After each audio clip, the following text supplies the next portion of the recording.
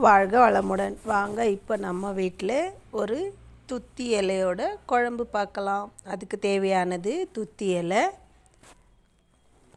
துவரம் பருப்பு, பச்சை பயிறு, பூண்டு, தக்காளி, வெங்காயம், புளி, காஞ்ச மிளகாய். ஒரு குக்கர் அடுப்பு மேலே வச்சு கேஸ் பற்ற வச்சுக்கணும். அப்புறம் அதில் கொஞ்சம் எண்ணெயை ஊற்றிக்கணும். நமக்கு தேவையான அளவு எண்ணெய், கொஞ்சம் தாராளமாக இருந்தாலும் ஒன்றும் பிரச்சனை இல்லை. எண்ணெயை ஊற்றி கடுகு போடணும். கடுகு போட்டு பொரிஞ்சு வர வரைக்கும் நம்ம கொஞ்சம் இந்த இலையை பற்றி பேசுவோம். இந்த இலை இங்கே சிட்டி சைட்லலாம் கிடைக்காது. இது கொஞ்சம் கிராமப்புறம் சைடில் தான் கிடைக்கும். இந்த இலை கொஞ்சம் ஹீட்டாக பாடி இருக்கிறவங்களுக்கு யூஸ்ஃபுல்லாக இருக்கும். ப்ளஸ் ரொம்ப நேரம் உட்காந்து வேலை செய்கிறவங்களுக்கு யூஸ்ஃபுல்லாக இருக்கும். கடுகு பொரிஞ்சதும் பூண்டு, காஞ்ச மிளகா, வெங்காயம் போட்டு வதக்கிக்கணும். அப்புறம் அதிகமாக சிக்கன் சாப்பிட்றவங்களுக்கு யூஸ்ஃபுல்லாக இருக்கும். உடம்பு ஹீட்டாக இருக்கிறவங்களுக்கு இது மொத்தத்தில் ரொம்ப யூஸ்ஃபுல்லாக இருக்கும். இதை சாப்பிட்டா வயிறு சுத்தமாக க்ளீன் ஆகிடும். அப்புறம் கொஞ்சம் உப்பு போட்டு வதக்கிக்கணும். உப்பு போட்டு வதங்கினா கொஞ்சம் வெங்காயம் எல்லாம் சீக்கிரம் வதங்கிடும். வதக்கியாச்சு. அப்புறம் தக்காளி போடணும். தக்காளி போட்டு வதக்கிக்கினே இருக்கணும். நல்லா வதங்கட்டும். வதக்குன்னு வதங்கணும். பெருங்காயத்தூள் கொஞ்சம் போடணும், வாசனையாக இருக்கும். அப்புறம் மஞ்சத்தூள் கொஞ்சம் போடணும்.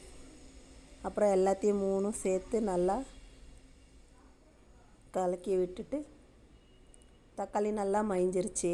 அப்புறம் புளி போடணும். புளி போட்ட உடனே கழுவி வச்ச பச்சை பயிறு பருப்பு போடணும். அப்புறம் குழம்பு பருப்பு, சாம்பார் பருப்பு சொல்லுவோம் இல்லையா, துவரம் பருப்பு, அதை கழுவி அதில் போடணும். போட்டுட்டு இப்போ இதுக்கு முன்னாடியே நம்ம அந்த துத்தி இலை கழுவிட்டு கட் பண்ணி வச்சுருக்கோம், அதை தனியாக வச்சுருக்கோம். ஆனால் இதுக்குள்ளே இதெல்லாம் வதங்கிட்ட அப்புறம் அதை போடணும். நல்லா வதங்கிருச்சின்னு நினைக்கிறேன். இப்போது சாம்பார் தூள், காரத்துக்கேற்ற கார மிளகாத்தூள், இந்த ரெட் சில்லி பவுடர், அது போட்டு நல்லா மிக்ஸ் பண்ணி விடணும். மிக்ஸ் பண்ணி விட்டுட்டு இப்போ அந்த கீரையை போடணும். துத்தி இலை, இது பேர் துத்தி இலை. நல்லா வதக்கிட்டு உள்ளே இருக்கிறது வெளியே எல்லாம் மிக்ஸ் பண்ணி வதக்கி விடணும். உப்பு காரம் எல்லாம் கரெக்டாக சேரணும் இல்லையா, அதால் நல்லா வதக்கி கலக்கி விடணும். இது ரொம்ப யூஸ்ஃபுல்லுங்க, நிஜமாகவே அனுபவப்பட்டதுனால சொல்கிறேன். அப்புறம் தண்ணி எவ்வளோ வேணுமோ நமக்கு அவ்வளோ தண்ணி ஊற்றிக்கணும். தண்ணி ஊற்றிட்டு உப்பு கரெக்டாக இருக்கா செக் பண்ணி பார்க்கலாம். நம்ம இது எனக்குமே தெரியாது, எங்கள் அம்மா எனக்கு செஞ்சு கொடுத்ததுனால எனக்கு தெரியும். இதை செய்கிறதுமே எங்கள் அம்மா தான். எனக்கு இது பற்றி எந்த ஐடியாவுமே இல்லை. எங்கள் அம்மா தான் எனக்கு செஞ்சு கொடுப்பாங்க. செய்கிறதுமே எங்கள் அம்மா தான். உப்பு நக்கி பார்த்துட்டு கொஞ்சம் உப்பு போட்டாச்சு. இப்போ குக்கரை வச்சு மூடி போட்டுருவோம். ஒரு 6-5 விசில் வந்துருச்சு.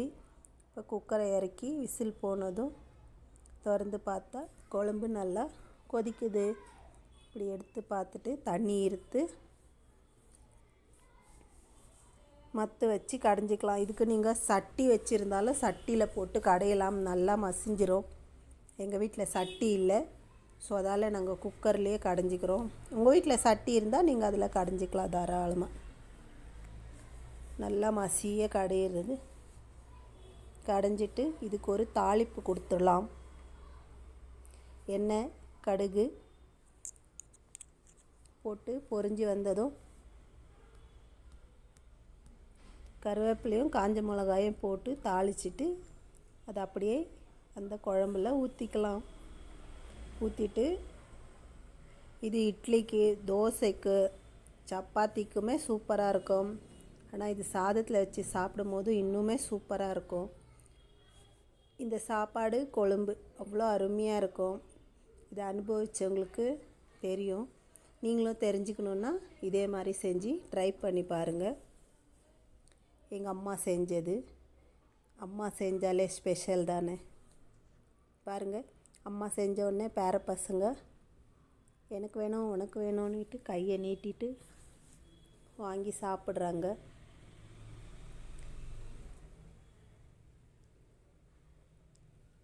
அம்மா